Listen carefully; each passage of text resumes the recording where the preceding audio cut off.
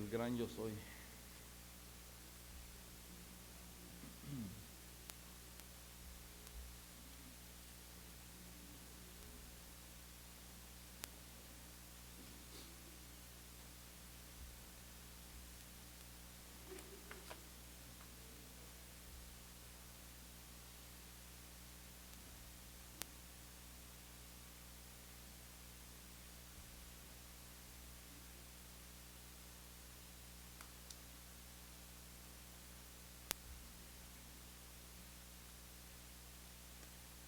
Qué bonita alabanza, ¿verdad? La última.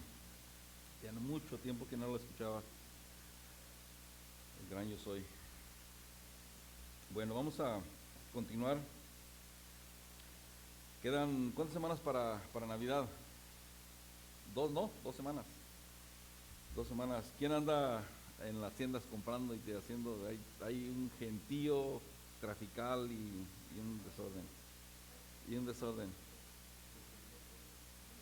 Pero bueno, tengan mucho cuidado, porque en la televisión salen que ha habido asaltos por donde quiera, por todos lados.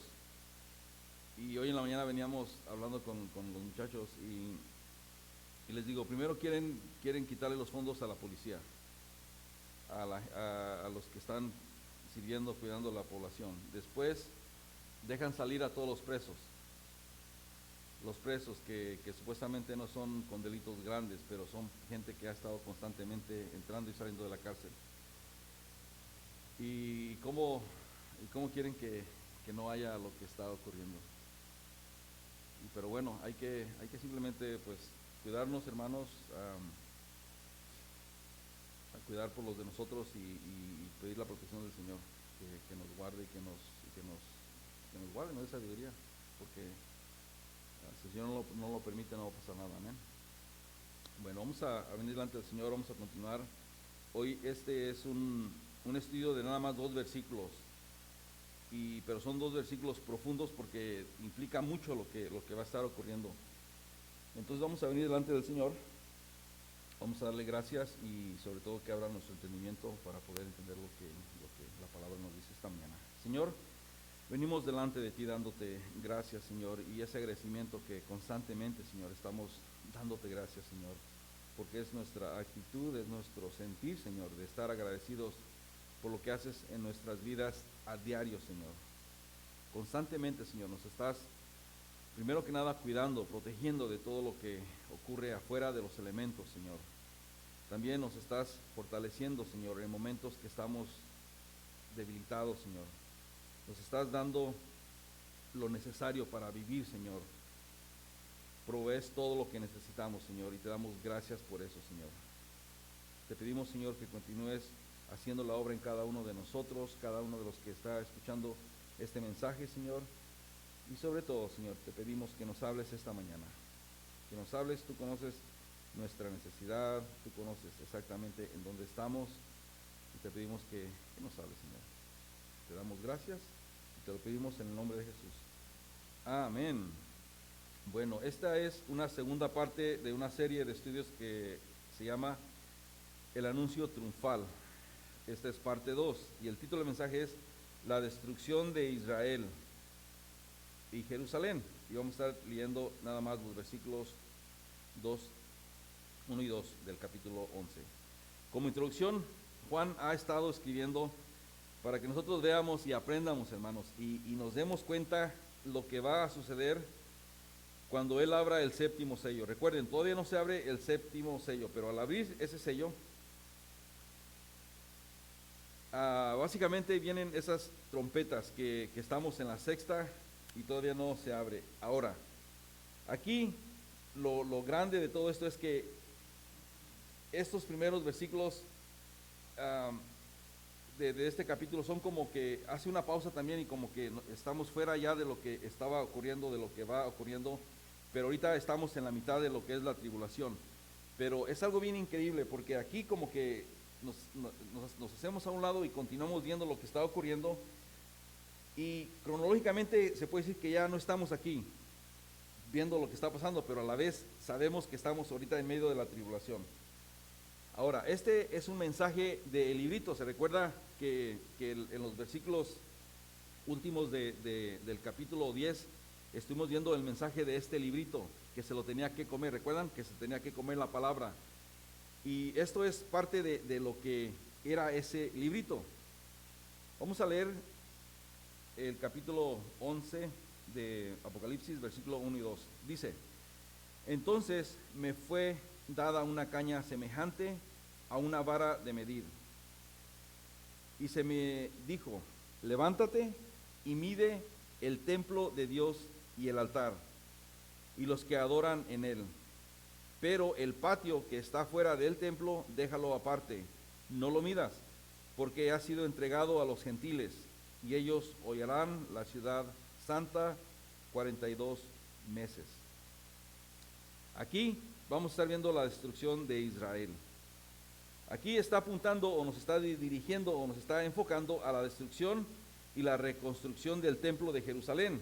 Y aquí vamos a ver que esa destrucción de Jerusalén es parte de lo que va a ocurrir.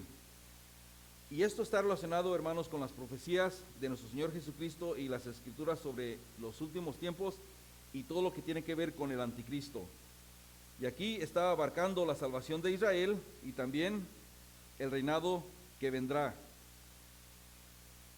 Aquí vamos a ver que nos da una idea estos textos de la salvación de Israel y cómo Dios conquista la maldad, la corrupción y todos los reinos del mundo. Pero ¿saben qué, hermanos? Los judíos van a construir el templo, su templo que se está escuchando. ¿Desde cuándo? Yo creo que desde hace unos 10 años o 15 años yo he estado escuchando que ya, y en aquel tiempo ya tenían los planes de exactamente cómo iban a construir el templo. Los estudiosos decían que no se podía construir todavía porque faltaban algunos elementos, algunos materiales que se tienen que usar, pero parece que ya los tienen. Entonces parece que todo está listo para que se comience a construir ese templo. Ese templo es donde se van a sacrificar animalitos como en los tiempos de Jesucristo. Pero lo más interesante de todo esto es que tiene que ser en un lugar específico. Y el templo de los musulmanes, del Dom que le dicen, se supone que ahí es el lugar santísimo, pero últimamente han hecho excavaciones y se han dado cuenta que no es ahí. Está cerca de ahí, pero no es exactamente ahí.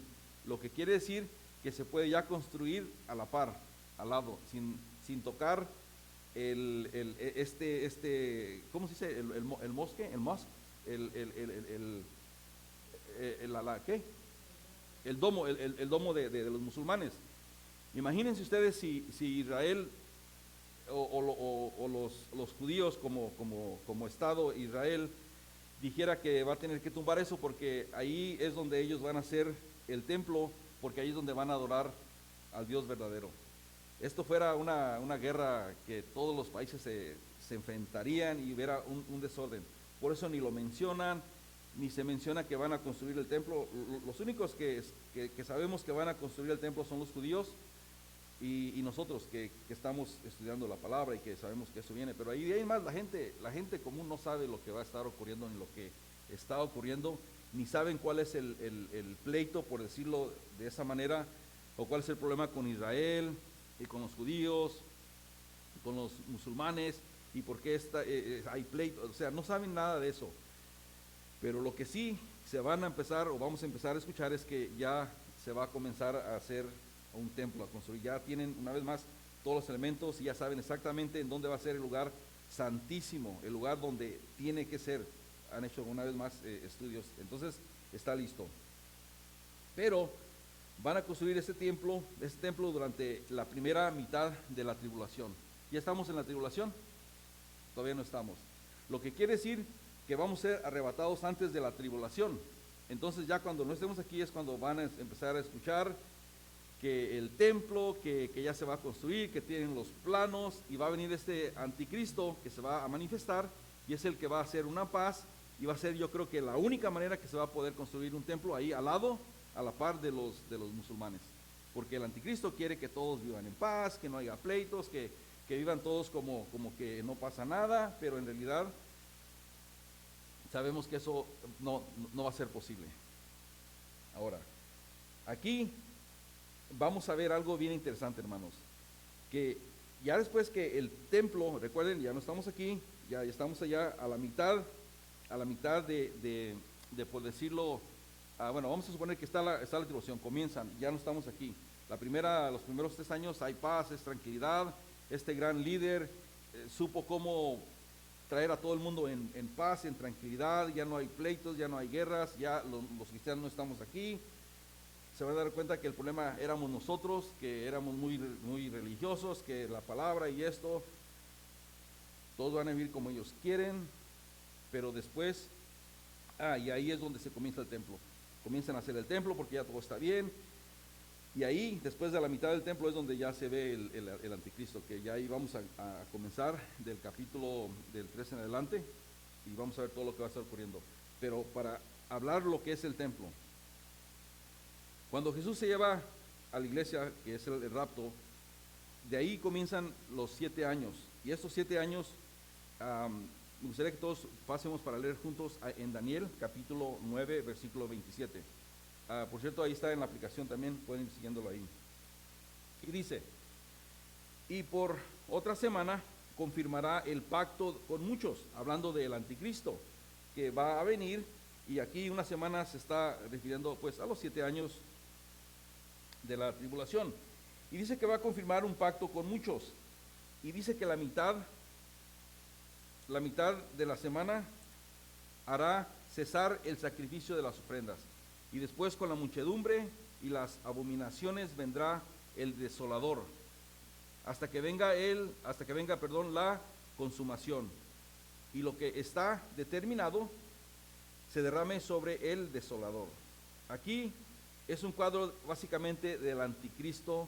Él va a permitir que Israel pueda construir ese templo una vez más después de los 3 años y medio, a la mitad de la tribulación. Vamos a leer el versículo 1. Dice, entonces me fue dada una caña semejante a una vara de medir. Una vara de medir, en algunos comentaristas decían que podía ser de 10 pies de largo o de alta. Ese era el tamaño para medir. En los tiempos de Juan se usaba para medir un edificio, una construcción, para restaurar algo que estaba dañado, que se tenía que construir o arreglar. También era para medir un lugar, para preservarlo y para protegerlo. De alguna manera se usaba una caña semejante a una vara de medir. Para mí se me hizo interesante, pero dice, pues ¿por qué no miden algo como pues cualquier otra cosa? No, pero aquí es algo específico, no sé, pero es lo que dice. Ahora, fíjense lo que dice el profeta Zacarías en el capítulo 2, versículo del 1 al 5. Dice, y alcé después mis ojos y miré, y he aquí un varón que tenía en su mano un cordel, hablando de lo que significa una vara de medir y cómo es que se usa en la palabra una vara de medir. Aquí una vara de medir se le llama como un cordel, que simplemente viene siendo como una cuerda, como una cinta. Ya ven los sastres allá en los países, cómo era como un pedazo de tela, ¿no? Que se dobla así para medir, dice. Versículo 2, y le dije, ¿a dónde vas? Y él me respondió, a medir a Jerusalén, para ver cuánta es su anchura y cuánta es su longitud. Y he aquí, salía aquel ángel que hablaba conmigo, y otro ángel le salió al encuentro y le dijo, corre y habla a este joven diciendo, si sin muros será habitada Jerusalén a causa de la multitud de hombres y de ganado en medio de ellos. Y yo seré para ella, dice Jehová, un muro de fuego en derredor, para gloria estaré en medio de ella. Aquí hay versiones, pero aquí para mí que las dos son, fíjense lo que dice, básicamente. Aquí puede estar diciendo que los verdaderos adoradores de Israel van a estar preservados y protegidos, mientras el anticristo y todas las naciones gentiles vengan y destruyan y tomen posesión de Jerusalén o la humillen. También puede estar diciendo que Él, hablando de Dios, quiere un remanente de judíos que sean salvos, que van a ser protegidos y van a ser preservados durante la gran tribulación, como leemos en Romanos 9, del capítulo 9 al 11, y ahí vemos la salvación de los judíos. En otras palabras, la palabra vara significa, puede ser un cordel, algo que, una cuerda, una cinta de medir, y aquí se está refiriendo totalmente a que va a ser un lugar de destrucción y un castigo o una corrección. Quiere decir que va a ser juzgado. Y luego aquí hay varios versículos que hablan de esto. Fíjense lo que dice 2 de Samuel, capítulo 7, versículo 14. Dice, y yo le seré al padre, y él me será mi hijo. Y si él hiciere mal, dice, yo le castigaré con vara de hombres y con azotes de hijos de hombres. También en 2 de Samuel, capítulo 8, versículo 2, dice, y derrotó también a los de Moab. Y dice, y los midió con un cordel. Una vez, la vara, cordel o una cinta de medir, haciéndolos tener por tierra, y midió 2 cordeles para hacerlos morir, y un cordel entero para preservarles la vida. Y fueron moabitas, siervos de David, y pagaron tributo. O sea que se usa para preservar y para venir y juzgar. En Lamentaciones también, Lamentaciones capítulo 2, versículo 8, y Jehová determinó destruir el muro de la hija de Sión, extendiendo el cordel, dice, no retrajo su mano de la destrucción.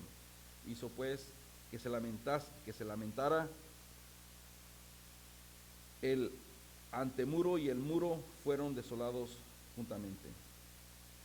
También en el Salmo 2:9 dice, y los quebrantarás con vara de hierro, y con vasija de alfarero los desmenuzarás. O sea que, y también dice en Segunda de Reyes, hay muchos versículos, pero a mí se me hizo interesante la manera como las dos cosas son ciertas. Igualmente que hablando que si el cristiano puede perder la salvación, que son palabras o preguntas o cuestiones que son eternas, que siempre las dos son verdades. Y hay división a través de ciertas enseñanzas. Hermanos, la Biblia dice lo que dice, y no se le puede cambiar, ni no se puede decir, bueno, aquí y acá. Pero fíjense lo interesante. Aquí puede estar diciendo, o está diciendo, que básicamente quiere que se mida el templo y al pueblo judío para simplemente hacer el juicio y corregirlos en los últimos días. Recuerden que en los últimos días todos van a ser juzgados. Recuerden que todos van a ser juzgados, todos los que no creyeron, todos los que lo rechazaron, los que dijeron blasfemia en contra de él, y todos los que hablaron en contra de Jesús, todos van a ser juzgados. Entonces ahí ellos, ¿cuántos judíos se les ha predicado la palabra? Y todavía están que no. ¿Cuántos gentiles se les ha preguntado o se les ha predicado la palabra y todavía están en la religión? Como Daniel estaba ahorita abriendo, estamos todavía bueno, nosotros no, pero tal vez familiares de nosotros están todavía siguiendo la idolatría, haciendo tributo a ídolos que no ven, que no oyen, que no tienen pies, que simplemente ahí nomás están. Y el Dios verdadero que creó todo, como si nada. Y eso nos debe dar temor, hermanos, porque imagínense que ahorita lo leemos y decimos, pero ¿cómo la gente puede estar haciendo eso? Es que la gente está vendada, la gente no sabe, y la gente simplemente no se da cuenta. Deberíamos de, más bien de, en vez de, yo no sé si critican, pero simplemente venir al lado y sí, ellos tienen fe, pero tienen fe en lo que tienen fe, en lo que fueron enseñados. Pero a través de la manera como estamos viviendo nosotros, hermanos, a través de nuestro caminar, de nuestro testimonio, tantas cosas increíbles que pueden usar. Y el Señor nos está usando de una manera que ustedes ni se dan cuenta. Porque en realidad nadie puede ver el corazón de las personas. y las personas pueden estar, y eso yo nomás es algo que yo pienso, las personas pueden estar ya creyendo, ya pueden estar siendo convertidas o ya están en ese proceso, pero el orgullo todavía exterior, la carne, dice, no puedo decir que soy creyente, no puedo decir que soy cristiano, no puedo decir que creo en la Biblia, no puedo decir que en realidad todo lo que es religión es falso, que es hecha por el hombre, no puedo decir eso porque hay algo que no los deja, hay algo que no nos deja. Hasta que en realidad somos libres y de veras confesamos a Jesucristo, es cuando en realidad podemos ser libres de este tipo de situaciones. El punto es, hermanos, que va a venir un juicio y todos van a estar en ese momento donde van a tener que decidir. Y es algo que a veces nos da tristeza, porque hay gente buena, gente de buen sentir, que son gente honesta, gente noble, que en realidad hay bien en ellos, pero simplemente no saben. O sea, nadie les compartió, nadie les dijo nada. El punto es que aquí el juicio de Israel, de los judíos, va a ser real. Por la adoración, el altar, el pueblo y la ciudad, todo. Vamos a continuar ahí con el versículo 1. Una vez voy a leerlo, dice: y entonces me fue dada una caña semejante a la vara de medir. Y se me dijo: levántate y mide el templo de Dios y el altar y los que adoran en él. Aquí también le está diciendo que se levante, que vaya, o sea, algo importante, que tiene que ir y tiene que hacerlo. Y dice que mide el templo de Dios y el altar. O sea, tres cosas: el templo, el altar y los que adoran en él, los que están ahí adorando el altar, hablando de este juicio. Todos los judíos, hermanos, y los gentiles son culpables de rechazar al Señor, de rechazar cuando se les explica o se les da, no sé, tal vez cuando uno comparte a Jesucristo es cuando ellos ya simplemente ponen una barrera y ya no escuchan nada. Pero si uno les comparte, les habla de Dios y Dios dice, sí, que Dios esto y Dios esto, pero si uno les habla de Jesucristo, ya es un rechazo total. Pero en medio, hermanos, de esta tribulación, Dios dice y le está diciendo a Juan que vaya y mida el templo para juicio y corrección. Una vez más, a Jesús ofende a muchas personas. Jesús viene y divide familias. Jesús viene y hace que personas en los trabajos tal vez los hagan así a un lado. Jesús, desde los tiempos de Jesús, que él anduvo aquí, lo que quiere decir, hermanos, que es un mundo que continúa rechazando y muchos lo van a seguir rechazando. Y ¿saben qué? Simplemente muchos lo desobedecieron, lo maldijeron, lo ignoraron, lo blasfemaron, y entre esos yo creo que yo era uno de esos, tal vez algunos de ustedes. Y eso tal vez es lo que no nos dejaba venir. Decíamos, ¿cómo voy a hacer si ya dije esto? Y es el mismo orgullo, la misma carne, el mismo pecado que nos estamos luchando y que queremos seguir las cosas verdaderas, pero no podemos. El punto es, hermanos, que todas esas personas van a ser juzgadas. Entonces Dios va a juzgar igualmente a todos, a los malos, a los impíos, como estuvimos leyendo anteriormente, pero también al pueblo de Israel. Al pueblo de Israel, igual que a los gentiles. En la ciudad de Jerusalén es considerada como el centro religioso.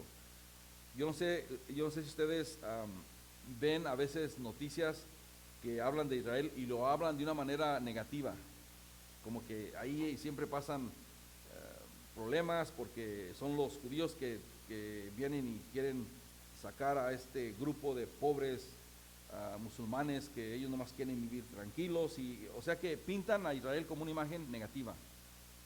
Lo vemos en las noticias. Y esto es parte de todo lo que va a venir y dónde va a llegar esto, lo que estamos viendo a la mitad de la tribulación. Va a llegar un momento donde Jerusalén ahorita es considerada como un centro religioso ante todo el mundo, porque ahí están las tres religiones, que es el judaísmo, el cristianismo y el, ¿cómo se llama? Y el islam, que es el islamismo, que son las tres religiones más grandes en todo el mundo. Pero también vemos con los budas, con una serie de ramas que salen de ahí. El punto es que Israel es considerado como ese centro religioso. Y lo más interesante de todo esto es que el templo va a ser otra vez ahí construido. Y muchas personas dicen, ¿y por qué no lo construyen en otro lado? En un lado donde, como en Estados Unidos, en diferentes lugares, gente que no tiene nada que ver con la religión, que no sabe nada de la Biblia. Lo que saben es que se va a construir un templo y que algo va a suceder, y que Israel siempre es en inglés se dice que es el hot button, es un lugar donde siempre hay conflicto. Y saben que siempre ha habido conflictos. La Biblia menciona de 5 templos que son templos que son bien importantísimos. Aquí los vi, también los pueden ir viendo ahí en la aplicación. El primer templo es el de Salomón. En Salomón lo podemos leer en las Escrituras, en Reyes. Pero ese templo fue destruido por Nabucodonosor, no puedo decir esa palabra, hermanos. Nabucodonosor, ustedes saben quién es. Y eso fue destruido en el año 587 antes de Cristo. Fíjense nomás por qué es que estos templos son destruidos, por qué la importancia del templo, porque ahí es donde habitaba la gloria del Señor, el Chacanay, o sea, donde se manifestaba ahí. Venían los sacerdotes, y si había pecado en ellos, era tan fuerte la gloria del Señor que ahí quedaban muertos. Entonces, el punto es que siempre el templo es algo bien importante. El templo se va a hacer ya cuando no estemos aquí, pero en medio de la tribulación. Después está el templo de Zorobabel, y eso lo vemos en Esdras. Él construyó el templo después de su cautiverio de Babilonia, pero después se corrompió y fue dedicado al dios de Júpiter por un tal Antoquio Epifanes en el año 168 al 170 antes de Cristo. Después estuvo el templo de Herodes, y eso pues todos lo vemos en todos los evangelios, ¿no? El pueblo de Herodes era el templo que existía cuando vino Jesús, cuando estuvo aquí, y fue destruido por Tito en el año 70 después de Cristo. Y ahí es donde vemos que pues la profecía, ¿no? Y todo lo que se tuvo que caer, y tuvieron que quitar toda la piedra, porque había oro, el oro se derritió, lo quemó, entonces tuvieron que quitar piedra por piedra para quitar y recuperar el oro, como decía la profecía. Después el otro templo, el templo número 4, por decirlo de esa manera, es el templo que se va a construir en la tribulación, que será construido. Es el que ya están los planes, y eso se va a construir en los primeros 3 años de la tribulación. Y después está el templo del milenio, de la Nueva Jerusalén, el templo de donde vamos a estar ahí alabando al Señor y glorificándole. Entonces, el templo, hermanos, es bien importante desde la historia de la humanidad. Se mencionan 5 nada más, y se va a construir el 4.º templo de la tribulación. Entonces, una vez más, Jerusalén es un lugar perfecto, se podría decir de esa manera, para que llegue el anticristo, porque es el lugar central. Tal vez va a ser alguien carismático, sí, tal vez tal vez va a ser judío, tal vez, hay muchos estudios y es algo que me fascina, pero no me quiero meter ahí. El punto es que puede ser de cualquier nación, pero va a ser alguien carismático, alguien que va a tener mucha palabra, toda la gente lo va a querer, va a ser un tipo político. El punto es que va a ser algo grande, que toda la gente va a estar de acuerdo con él. Entonces, él sería el lugar perfecto en Jerusalén, va a llegar, y el punto de todo esto es que va a querer borrar todo lo que es de Dios, del Dios verdadero, todo lo que son los cristianos, todo lo que son hasta los musulmanes, toda religión la va a querer, toda gente de fe, aunque sean fe a Buda, va a querer borrar todo eso, porque el único propósito es de que todos tienen que alabarlo a él, para que él diga yo soy Dios. Y no nomás él, sino también el Estado. Por eso es tan crítico, hermanos, que ahorita, ¿cuántos ven cómo está la economía? ¿Está bien? Bien mal, ¿verdad? Y a veces hablando con gente que es conservadora, porque también en los En el partido demócrata hay gente conservadora que cree en Dios, igual que el republicano.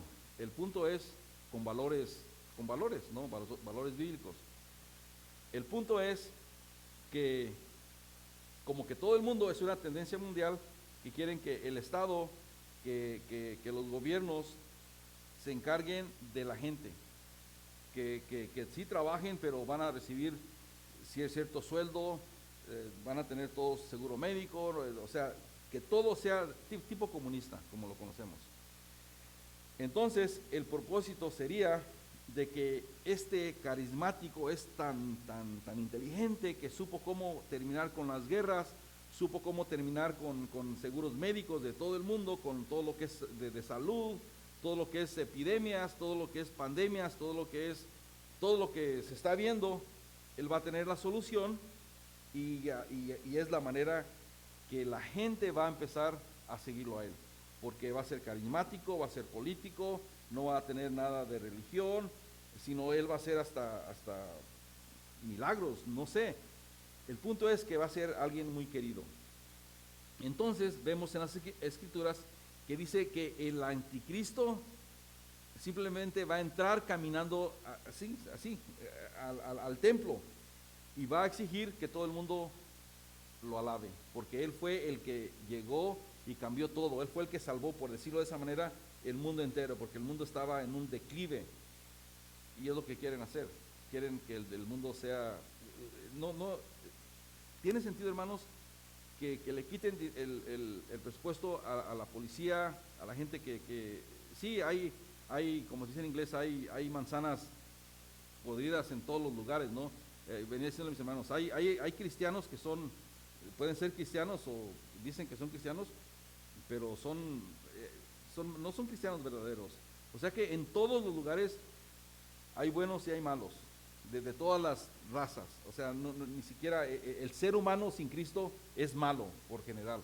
Nacemos malos por el pecado, y es hasta que llegamos a un entendimiento que sin Cristo, o sea, estamos mal. El punto es de que llegamos a ese punto donde la gente va a decir, wow, esta persona es como un Dios, todo lo que está haciendo. Entonces le van a dar todo, o sea, sí, haz lo que tú quieras, sí, los gobiernos van a venir ante él, y va a ser algo grande. Entonces va a llegar al punto donde él va a decir que él es Dios, va a decir que él es Dios. Y Jesucristo, hermanos, predijo esto, y ahí es donde viene la abominación, ¿no? Desoladora. O sea que es the abomination de todas las abominaciones, que él se va a querer sentar en el lugar santísimo y va a decir que él es Dios. Y ese es el punto, hermanos, donde quiero llegar por la importancia de este templo. Entonces simplemente es una abominación desoladora. Fíjense lo que dice, y este es Jesús hablando en Mateo capítulo 24 versículo 13. Dice, mas el que persevere hasta el fin, dice que este será salvo. Y será predicado este evangelio en el reino y en todo el mundo para testimonio de todas las naciones. Aquí está hablando de toda nación, de toda lengua, de todo, o sea, toda la humanidad. Y entonces dice, vendrá el fin. Entonces vendrá el fin. Versículo 15 de Mateo capítulo 24. Dice, por lo tanto, cuando veas en el lugar santo la abominación desoladora que habló el profeta Daniel, dice, el que lee, entienda, o sea, diciéndole, vayan y lean lo que Daniel dijo. Versículo 16. Entonces los que estén en Judea, dice, huyan a los montes. Y el que esté en la azotea, dice, no descienda para tomar algo de su casa, porque las azoteas eran como la yarda, el backyard, ahí era donde se subían, y ahí era donde pasaban mucho tiempo. Después dice, una vez más, el que está en la azotea, dice, no descienda, o sea, no baje a tomar algo de su casa. Versículo 18, y el que esté en el campo, dice, no vuelva atrás para tomar su capa. O sea, así de difícil se va a poner. Ahora, vamos a ver lo que decía la profecía de Daniel. en Daniel capítulo 9, versículo 24. Y ese lo tomé de la Biblia de las Américas. Dice, versículo 24 de Daniel 9: 70 semanas han sido decretadas sobre tu pueblo y sobre tu santa ciudad, para poner fin a la transgresión, para terminar con el pecado, para expiar la iniquidad, para traer justicia eterna, para sellar la visión y la profecía, para ungir el lugar santísimo. Has de saber y entender que desde la salida de orden para restaurar y reconstruir a Jerusalén hasta el Mesías príncipe, dice, habrá 7 semanas y 62 semanas. Y luego fíjense lo que dice: y volverá a ser edificada con plaza y foso, pero en los tiempos de angustia. Después, versículo 26 dice, después de las 62 semanas, el Mesías dice que será muerto y no tendrá nada. Y el pueblo del príncipe que ha de venir dice que destruirá la ciudad y el santuario, y su fin vendrá con inundación. Y hasta el fin, dice, hasta el fin habrá guerra. Desolaciones están determinadas. Y aquí versículo 27, por decirlo, viene la tribulación. Dice el versículo 27, y él hará un pacto firme con muchos por una semana, que serían los 7 años. Pero dice, y fíjense lo que dice aquí, pero la mitad de la semana pondrá fin al sacrificio y la ofrenda de cereal. Sobre el ala de las abominaciones vendrá el desolador, hasta que una destrucción completa, la que está decretada, sea derramada sobre el desolador. O sea que, hermanos, que el anticristo se sentará en el templo de Dios, en el lugar santísimo, y va a declarar que Él es Dios, y va a decir que Él es Dios, que va a traer un mundo perfecto, y la gente ya está viendo que en realidad ha hecho muchas cosas, por decirlo, buenas para la humanidad, pero en realidad lo que está haciendo viene con mentira, como el diablo se mueve. ¿Cuántos de nosotros hemos caído en las tentaciones del diablo creyendo que es algo de Dios, ya caminando con el Señor? Y nos hallamos en situaciones donde uno dice, wow, ese no era el Señor, ese era totalmente el diablo, que vino a sacarme de la paz, a desviarme, a hacer algo que en realidad está en contra de lo que yo sé, de lo que yo tengo fe, pero vino de una manera tan, hermanos, tan real, pero es una copia de las cosas que Dios tiene para nosotros, y todo lo que el diablo hace es una copia, y tenemos que ser bien cuidadosos en todo lo que estamos haciendo, en todo lo que estamos oyendo, en todo, porque ese es el punto. Viene el diablo y nos dice toda la verdad, nos dice cuál es nuestro destino, si lo seguimos a él. No, claro que no. Si él viniera y dijera la verdad, si lo seguimos a él, ¿cuántos seguirían al diablo? ¿Cuántos quisieran estar en el infierno? Pero viene y dice, tú puedes hacer lo que quieras, nadie se va a dar cuenta.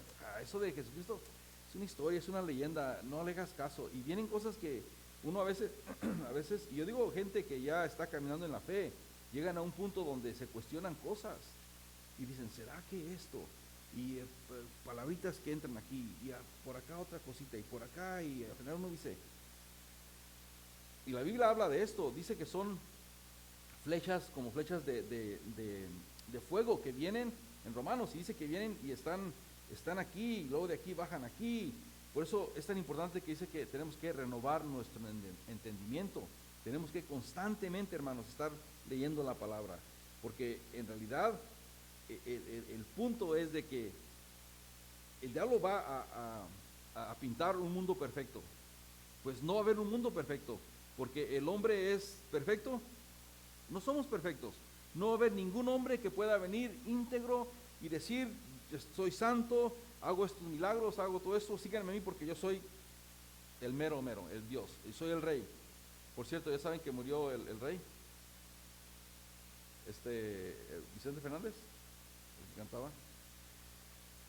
Entonces, al final de cuentas, hermanos, es una mentira. Entonces, como la gente no va a saber y van a ver que esto es lo que, una imitación de Dios, él va a decir, pues es Dios, es Dios, es Dios.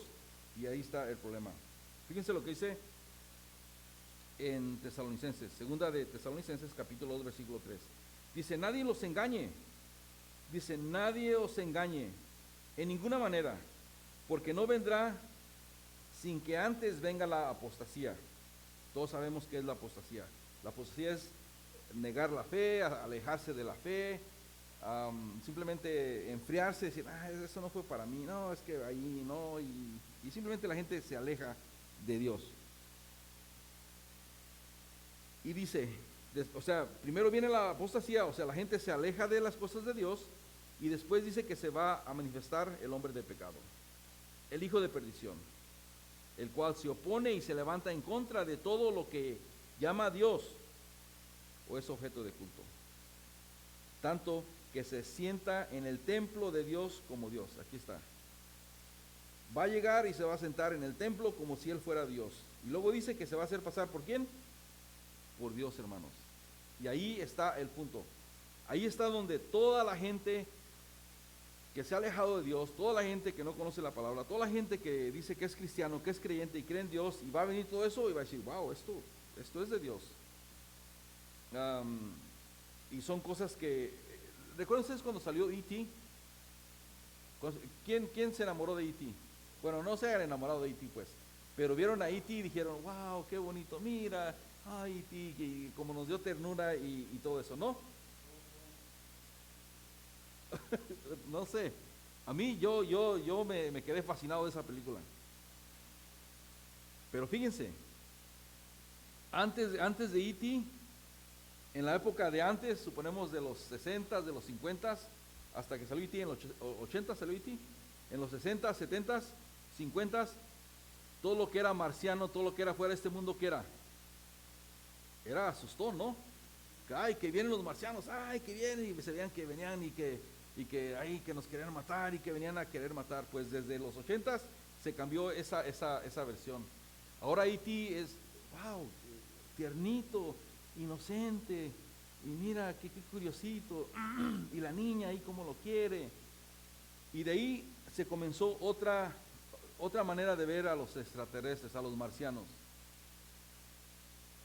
Siempre ha habido situaciones demoníacas en la palabra. Siempre se han movido cosas demoníacas que estos demonios quieren venir a imitar a las cosas de ¿quién? De Dios.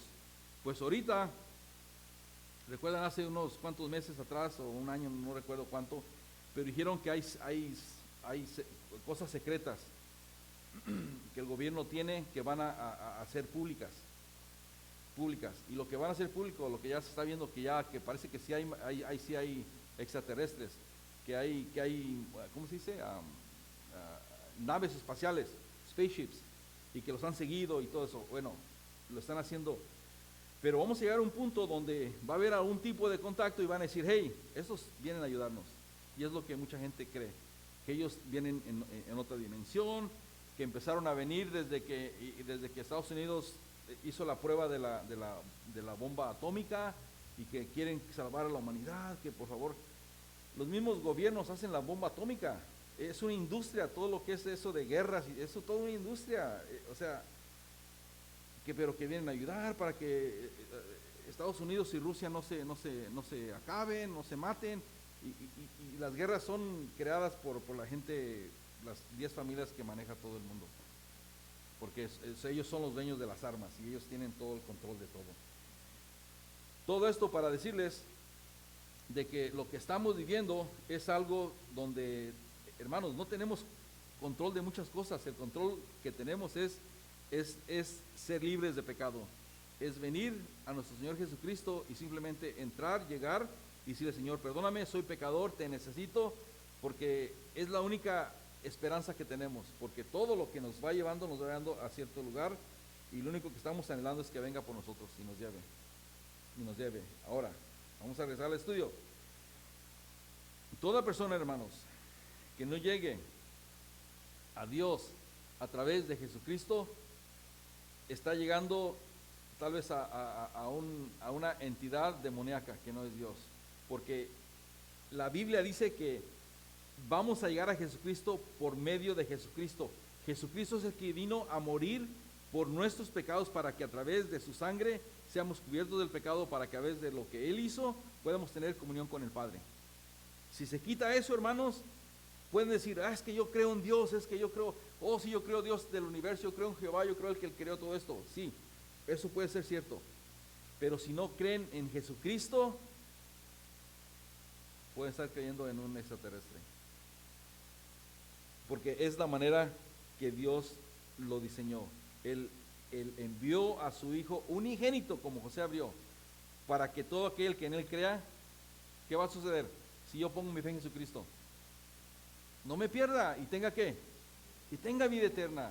Entonces ese es el punto, hermanos. Entonces todo lo que va a estar ocurriendo, toda esa gente que va a estar siguiendo a este líder carismático, al anticristo, se va a dar cuenta ya cuando se revele, y lo vamos a estar viendo, hermanos, qué es lo que va a pasar en estos capítulos que vienen, todo lo que va a pasar en detalle, y vamos a decir, wow, y la gente ya va a ser muy tarde. Bueno, no es tarde para el Señor, todavía va a dar otra oportunidad, pero el punto es, hermanos, de que una vez más, si usted dice, yo creo en Dios, el creador de todo, porque yo sé que hay un ser más divino, pero no creo en Jesucristo, es como en inglés se dice que es narrow-minded, que es un pensamiento muy reducido, que por qué tiene que ser a través de Jesucristo. Y luego ahora vemos gente famosa que dice, no, tú puedes ser salvo o puedes llegar a Dios, pero hay muchas maneras de llegar a Dios. No es bíblico, la palabra no dice eso. Y estoy hablando de gente cristiana del movimiento de prosperidad, que algunos han dicho que se puede llegar a Jesucristo de otra manera, no a través de Jesucristo. Pero bueno, fíjense también lo que dice Mateo capítulo 7, versículo 21. Y uno ve a estos líderes y uno dice, wow, esta gente tiene tantos seguidores, todo lo que ha hecho, y mira, y cómo ha ayudado a tanta gente. Y sí, tal vez él comenzó bien, pero el poder corrompe, el dinero corrompe, las mujeres corrompen. Esos tres son los tres puntos que Billy Graham decía. Yo no quiero saber nada del dinero, no quiero manejar dinero, yo no quiero saber poder, yo no quiero tener poder, a mí nomás díganme qué hago y yo ahí voy. Y mujeres, yo no quiero tener tratos con mujeres si no es mi esposa o si mi esposa no está ahí. Y ese es algo que sabemos, porque fíjense lo que dice Mateo 7, versículo 21. Dice, no todo el que dice Señor, Señor, entrará en el reino de los cielos. Porque sí, muchos van a decir, ok, no, sí, yo conozco a Dios, pero Jesucristo, ¿qué tiene que ver Jesucristo en todo esto? Pues hermanos, si no, y yo sé que hay muchos que tal vez me están oyendo que tal vez piensan eso, que puede ser a través de la Virgen, como hoy es el día de la Virgen, puede ser que es a través de la religión, por el hecho de tener un sacramento, pueden estar diciendo que es porque son buenos y hacen el bien, y ellos no son malos, no le hacen mal a nadie. Y sí, todo eso es algo muy noble, pero la palabra dice que es a través de Jesucristo, porque si había muchas personas buenas y si la gente puede ser buena sola sin Jesucristo, entonces ¿para qué murió Jesucristo? Y ese es el punto. Una vez más, regresando a Mateo capítulo 7, versículo 21, dice, no todo el que dice Señor, Señor, entrará en el reino de los cielos, sino el que hace, ¿qué dice ahí? La voluntad de mi Padre que está en los cielos. O sea, hermanos, está hablando ahí de obediencia, de hacer la voluntad, o sea, lo que mi Padre me está diciendo que haga, y mi Padre está en los cielos, que es Dios Padre. O sea, hermanos, que la persona que no se ha entregado a Jesucristo tiene que entregarse a Jesucristo y poner su fe en Él, porque es el que murió por los pecados. No murió la Virgen María, no murió Buda, no murió, nadie murió para cubrir sus pecados, porque si no hubiera resucitado. Jesucristo fue el único que resucitó. Entonces, una vez más, hay que poner nuestra fe en Jesucristo, porque Él es el único que viene y limpia el pecado. El pecado que es un pecado que nacimos ya con el pecado, es un pecado que uno dice, bueno, yo en realidad yo soy bueno, yo nunca he sido malo. Tal vez es una persona tranquila, noble, pero todavía está bajo el pecado original, y todos estamos bajo el pecado original. Por eso la palabra dice que el que no nace de nuevo, ¿qué quiere decir eso? Pues morir al yo pecador y volver a nacer. Quiere decir entregarme al Señor con todo mi ser y dejar que Él sea ahora el Señor de mi vida y no yo. Como la canción decía, no, que yo sigo siendo rey, yo hago lo que yo quiera, mientras que no moleste a nadie, mientras que nadie se dé cuenta. Y no se trata de eso, se trata de que en realidad, sin Jesucristo en nuestras vidas no podemos ser salvos. El punto es que, bueno, déjenle este versículo. Mateo capítulo 15, versículo 8 y 9, dice, este pueblo dice que de labios me honra. Y ahí vemos a alguien tal vez religioso, alguien tal vez bueno, moral, que vive de una manera pues tranquila, que tal vez no le hace mal a nadie. Pero este pueblo dice que me honra de labios. Pero fíjense lo que dice, mas su corazón está lejos de mí. Sí, quiere decir que es bueno, es tranquilo, pero no quiere saber nada de Dios. Nada más porque es una persona tranquila y nunca va tal vez a humillar o a golpear o a robar, porque simplemente no es así la persona. Es una persona moral, pues, por decirlo de esa manera. Una persona buena. Pero esa persona nada más lo honra de labios, pero su corazón está lejos de Dios. Versículo 9 dice, y en vano dice que me honran, enseñando como doctrinas y mandamientos de hombres, lo que es la religión. Aquí estamos describiendo lo que es la religión, lo que es donde todos nosotros salimos. Que pues el pueblo con labios lo estamos honrando, pero nuestro corazón está lejos de Dios. Pues en vano dice, me honran, o sea, le cantan las mañanitas, le llevan flores, hacen todo lo que están haciendo. ¿Por qué? Pues porque es en vano todo eso, o sea, vacío, no tiene sentido. Enseñando como a doctrinas y mandamientos de hombres. Continuando en el versículo 2.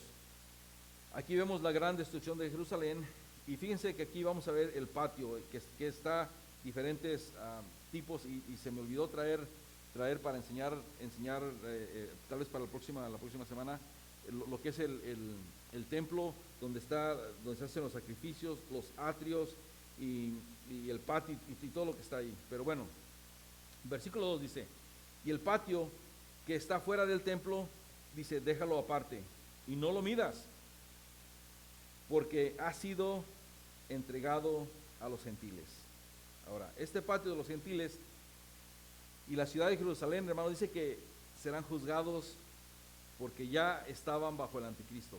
Recuerden, pasaron las 3 años y medio, siguieron a este gran líder carismático, entonces están bajo el anticristo y su gobierno en ese momento, al igual que todos los otros gobiernos de todo el mundo, están bajo. Entonces por eso le está diciendo, ¿sabes qué? No los midas, porque ha sido entregado a los gentiles. Después vemos a los verdaderos creyentes. Ellos van a estar haciendo lo que siempre han estado haciendo, que pues alabando y glorificando, obedeciendo y siendo fortalecidos en el Señor. Van a estar haciendo lo que ellos están haciendo desde el principio. No han aceptado al anticristo, ellos están en lo que están, y más bien están en contra de todo lo que está ocurriendo. Continuando, el versículo 2, ahí vemos que son 3 años y medio en este tiempo que se ha establecido, y el anticristo dice que va a gobernar por 7 años.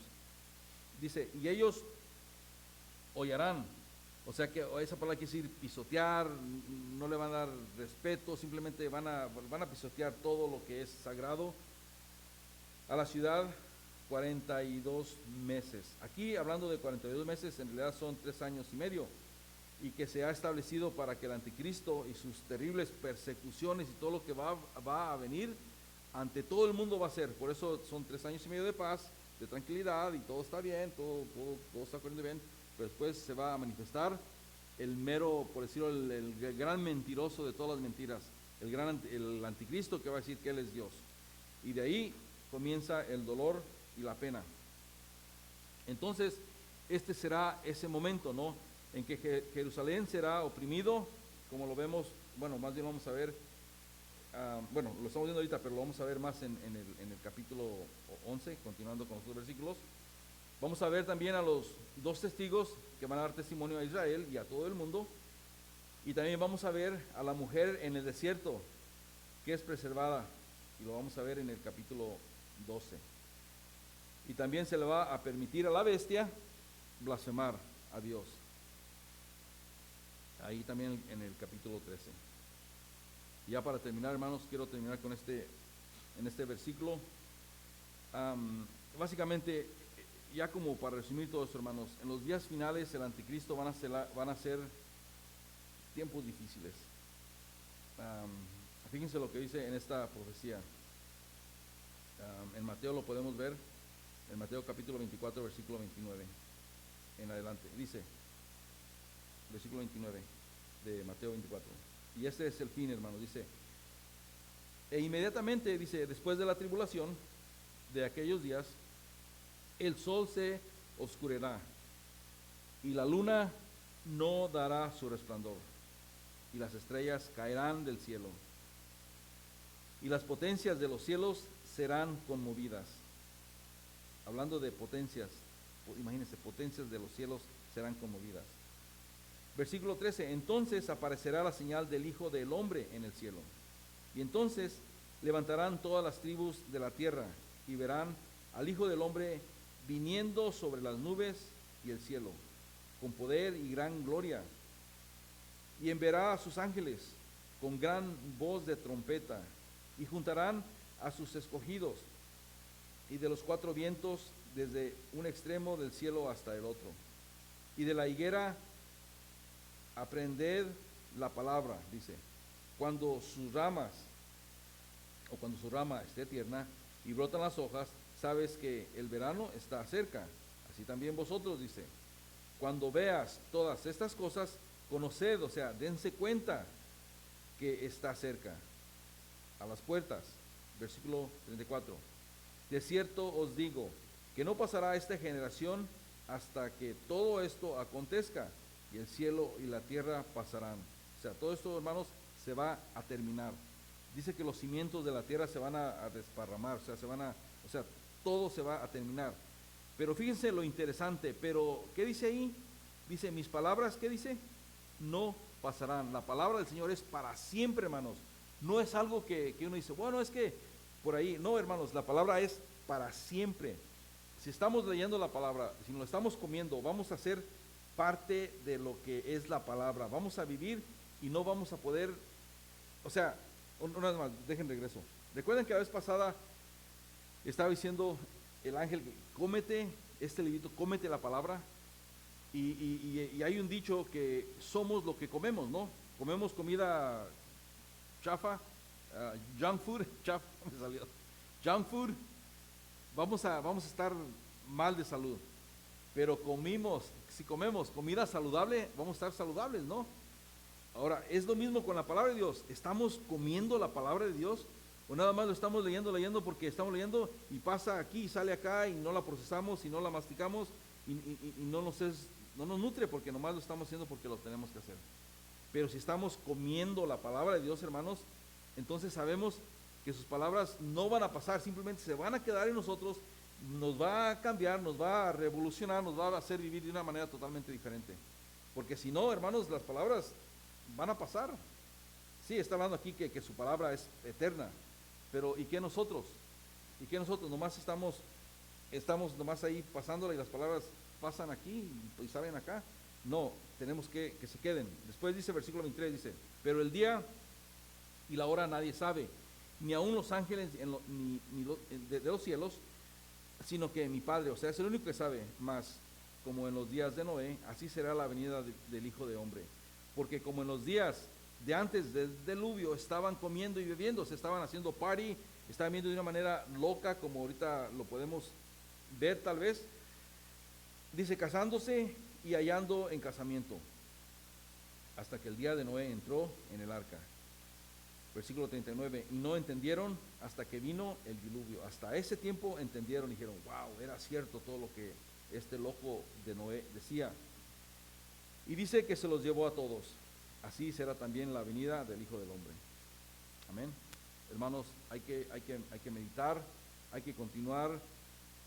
Sabemos que el Señor tiene gran misericordia por todos los que se han alejado. Si hay personas que se han alejado de la palabra, de la iglesia, hay que continuar orando por ellos. Hay que estar ahí en estos momentos donde tal vez tengan una pregunta, tal vez el Señor nos puede usar como herramientas para que esas personas regresen a los caminos del Señor. Amén. Vamos a orar, y si mis hermanos pasan a cerrarnos con una alabanza. Señor Padre, venimos delante de ti dándote gracias. Padre, te pedimos que pongas en nuestros corazones, Señor, ese sentir, Señor, de poder compartir, dar el amor que tú nos has dado, Señor. Ese amor, Señor, agape, Señor, que no esperamos nada de nada, simplemente amamos porque tú eres amor, Señor, porque queremos, Señor, bendecir a las personas. Queremos ser usados de una manera donde las personas se den cuenta, Señor, que hemos estado con Jesús, Señor, y que Jesús mora, vive en nosotros, Señor, que somos templo del Espíritu Santo, Señor. Y Padre, te damos gracias. Úsanos, Señor, y te pedimos todo esto en el nombre de Jesús. Amén. Amén. Gloria a Dios.